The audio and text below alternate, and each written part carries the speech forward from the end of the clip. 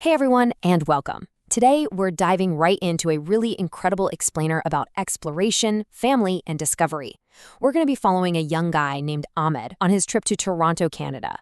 But listen, we aren't just reading off a travel itinerary here. We're actually going to deconstruct how a single day of travel can completely, radically reshape the way a young mind interacts with the world. It's honestly a brilliant case study in wonder. So buckle up because we are going to travel right alongside Ahmed and see the city totally through his eyes. But, before we even hit our first stop, I want you to consider something.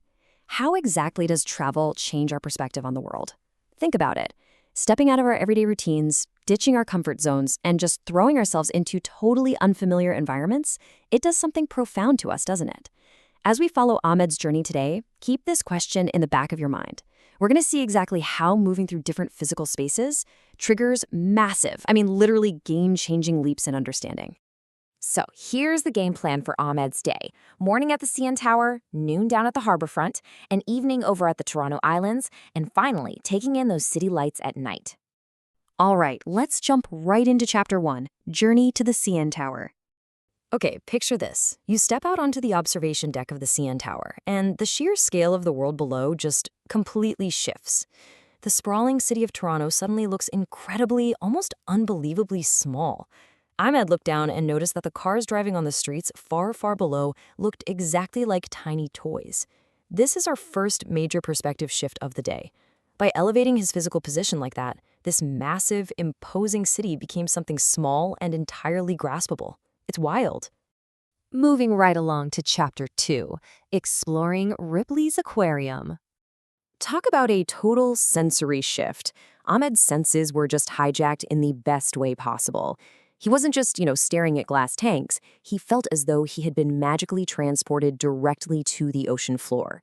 We're talking vibrant, colorful fish darting around, massive sharks gliding right overhead, and these majestic sea turtles just swimming by. It was total environmental immersion. The busy city outside? Yeah, that disappeared completely. So let's just pause and think about this sheer contrast of Ahmed's morning for a second. On one hand, you have him looking down at tiny toys from the dizzying heights of the CN Tower. And then bam, just a couple of hours later, you have him feeling like he's looking up from the ocean floor at Ripley's Aquarium. We are talking about extreme environmental shifts happening back to back here. And this kind of contrast is exactly what stretches the mind and makes travel so incredibly impactful. You are constantly recalibrating your sense of scale and your place in the world. All right, on to Chapter 3, Sailing the Beautiful Harbor Front.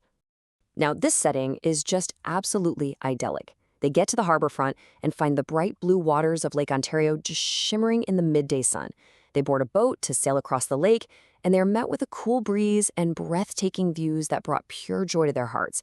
After the towering heights of the city and those deep ocean illusions, this calming atmosphere out on the water give the family a much-needed moment of pure relaxation, happiness, and just, real connection with nature.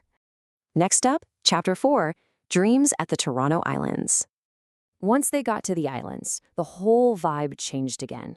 The environment was incredibly rich with sensory details. You've got this vibrant green grass, beautifully maintained lush gardens, and the chirping of birds all around them.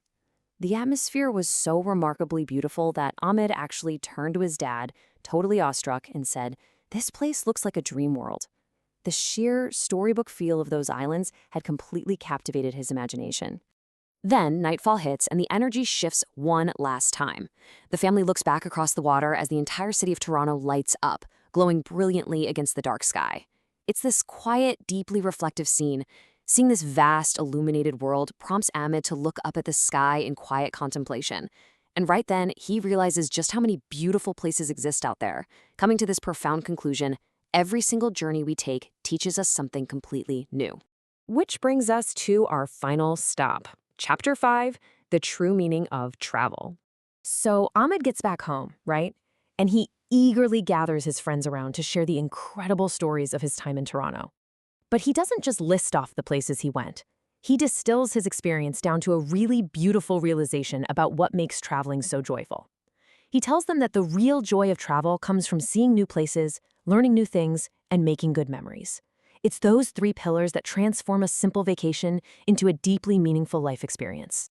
And that right there is the ultimate takeaway from this explainer. Travel increases our knowledge and teaches us to see the world in an entirely new way.